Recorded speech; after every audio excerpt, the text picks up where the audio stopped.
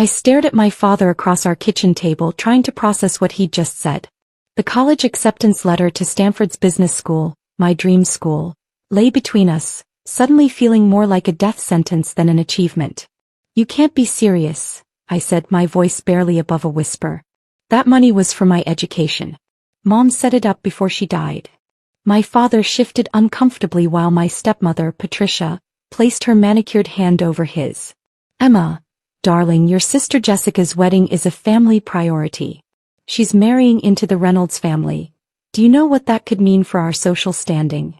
Jessica, my stepsister, didn't even try to hide her smirk from across the table. At 25, she'd never worked a day in her life, spending her time planning elaborate parties and dating wealthy men. Now she'd managed to snag the heir to Reynolds Enterprises, one of the largest tech companies in Seattle. "But it's my college fund," I repeated, still stunned. "Mom specifically set it aside. Your mother isn't here anymore," Patricia cut in sharply. "And as the legal trustees, we've decided the money would be better spent on Jessica's wedding. The Reynolds family expects certain standards." I looked at my father, searching for any sign of the man who'd once encouraged my dreams of becoming a business leader. But he wouldn't meet my eyes. "Fine," I said, standing up. "Use the money. But don't expect me to attend the wedding." "Don't be dramatic," Patricia sighed. "You can still go to college. There are plenty of local community colleges that would be happy to have you." Jessica laughed. "Yeah. Not everyone needs to go to Stanford. Some people are just meant for simpler things."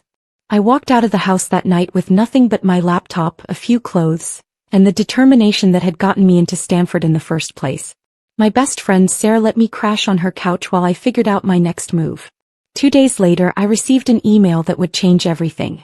"Dear Ms. Emma Chin, your application for the Young Entrepreneurs Grant has been selected as a finalist. The grant includes full funding for your education at Stanford Business School, plus seed money for your proposed tech startup." I read the email 3 times, hardly daring to believe it. I'd applied for the grant months ago, never thinking I'd actually get it. The grant was funded by a mysterious tech mogul known only as the Phoenix, a woman who'd built a tech empire from nothing and now helped other young women do the same. What my family didn't know was that I'd been developing an AI-driven financial platform since high school. While Jessica was planning parties, I was coding late into the night, building something that could revolutionize how companies handled their finances. The grant interview was scheduled for the following week. I borrowed one of Sarah's business suits and took 3 buses to reach the sleek office building in downtown Seattle. "Ms. Chin," the interviewer smiled warmly. "Tell me about your vision for FinAI." For the next hour, I outlined my plans, how my AI could predict market trends, optimize investments, and transform corporate financial planning. When I finished, the interviewer sat back with an odd smile. "Impressive," she said. "One last question. How would you feel about accelerating your timeline?" "What do you mean?" "The Phoenix isn't just offering you a grant," she explained. "She wants to acquire your technology and make you CEO of the new division. You'd complete your degree while running the company." My heart stopped. "But I'm only 21. Who would trust Age is irrelevant," she cut in. "The Phoenix sees potential. Are you interested?" Was I interested? This was everything I'd dreamed of. But there was one condition I needed to add. "Yes," I said firmly. "But I want to remain anonymous as CEO until I choose to reveal myself. No public appearances, no photos, nothing that could identify me." The interviewer's smile widened. "The Phoenix operates the same way. I think you'll fit in perfectly." Little did I know that 3 months later, my path would cross with my family's in a way none of us could have predicted. 3 months flew by in a whirlwind of meetings, coding sessions, and late-night strategy planning. FinAI was integrated into the Phoenix Group as a subsidiary, with me as its invisible CEO.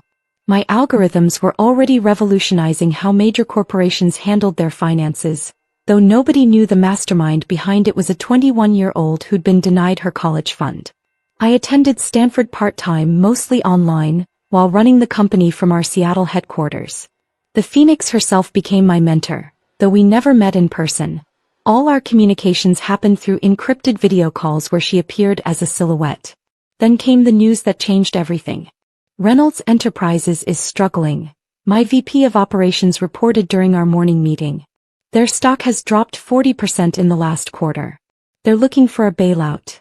Reynolds Enterprises, my soon-to-be brother-in-law's family company. The same company where my father and stepmother both worked as middle managers. They've approached us for help, my CFO added. They want to implement FinAI's systems across their entire operation. The contract would be worth billions. I sat back in my chair processing this information. Set up a meeting. But don't tell them who I am. I'll attend as FinAI's representative. The meeting was scheduled for the following week, coincidentally, 2 days before Jessica's lavish wedding. I hadn't spoken to my family since the night they took my college fund, though I'd heard through mutual friends about their endless bragging regarding Jessica's upcoming marriage into the Reynolds family. The morning of the meeting I dressed carefully in a Chanel suit, no borrowed clothes anymore. My company's success had made me a billionaire, though only a handful of people knew it. I arranged my dark hair in a sleek bun and applied subtle makeup. Professional but not memorable, exactly how I wanted it. I arrived at Reynolds Enterprises headquarters early, watching through the lobby's glass walls as my family arrived. Dad and Patricia looked stressed. No surprise given the company's financial troubles. They hurried past without noticing me heading for the conference room. 10 minutes later I walked into the same room. The table was full of Reynolds executives, including Jessica's fiancé, Timothy Reynolds III, looking considerably less polished than in his social media photos. My father and Patricia sat near the back along with other middle managers. Thank you all for coming, Timothy's father began. As you know, we're facing some challenges.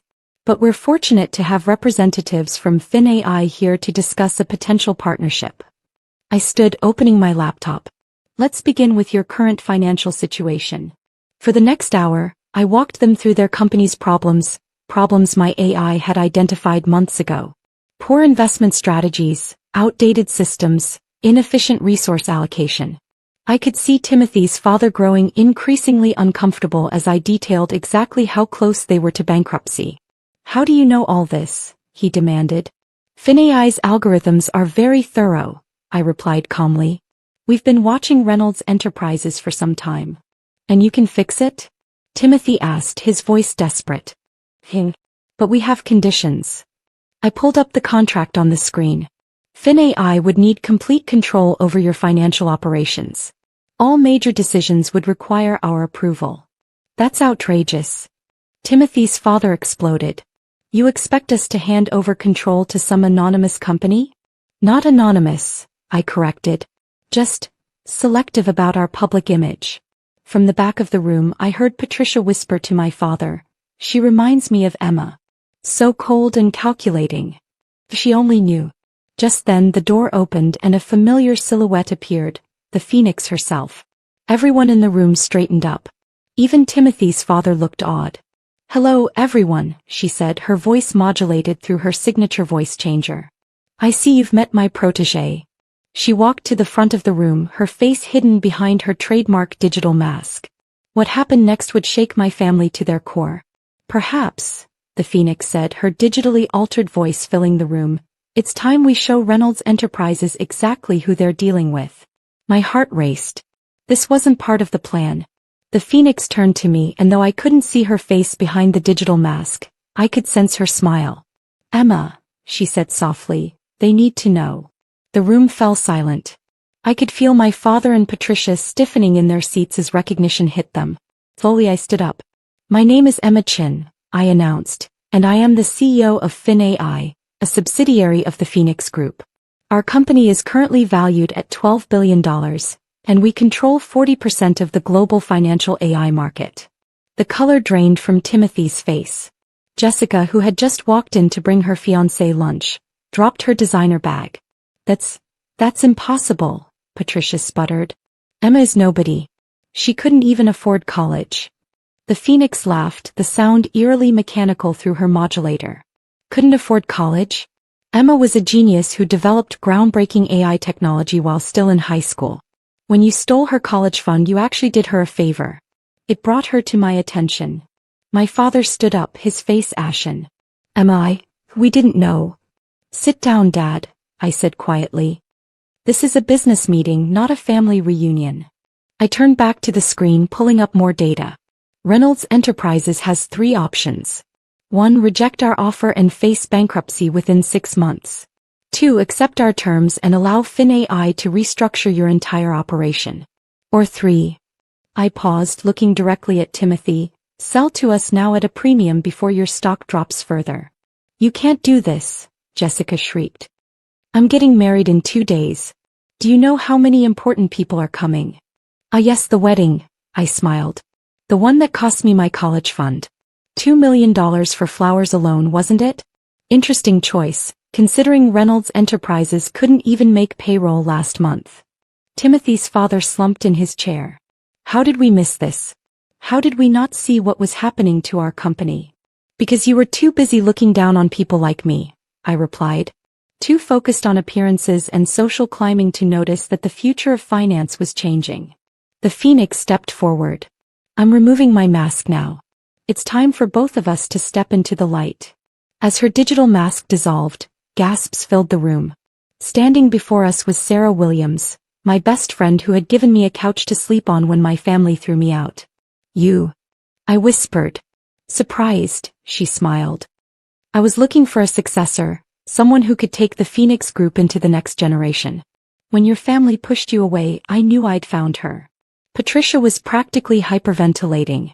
But Sarah was just a nobody. She worked at a coffee shop. Actually, Sarah corrected, I owned the coffee shop chain. And the tech company that bought it. And now, along with Emma, I own the future of financial technology. I turned back to the Reynolds family. You have 24 hours to decide. Choose wisely. As people filed out of the conference room, my father approached me. Emma, please. We can explain. No need, I said, gathering my things. But since you're so interested in family priorities, let me share mine. By this time next week, I'll own Reynolds Enterprises. I'll restructure it, save thousands of jobs, and turn it into something meaningful. That's what successful people do, Dad. We build things, we don't just marry into them. Jessica stood in the doorway, tears streaming down her face. What about my wedding? Don't worry, I smiled. I'm sure you can find a nice community center that would be happy to host you. After all, isn't that what you told me I should settle for? That night, as I sat in my penthouse office overlooking Seattle, Sarah joined me with 2 glasses of champagne. To stepping into the light, she toasted. To finding real family, I replied. 3 days later, Reynolds Enterprises accepted our offer. Jessica's grand wedding was cancelled. Apparently, marrying into bankruptcy wasn't part of her plan. My father and Patricia both submitted their resignations, too embarrassed to work for their daughter. But the best part? I finally received an email from my father that read, I'm sorry. You're not just your mother's daughter, you're better than all of us combined. I never replied. Instead, I established a scholarship fund in my mother's name at Stanford, specifically for young women in tech. The first requirement? Submit an essay about overcoming family obstacles to chase your dreams. Because sometimes the best revenge isn't just success. It's using that success to ensure no other girl has to choose between family loyalty and personal ambition.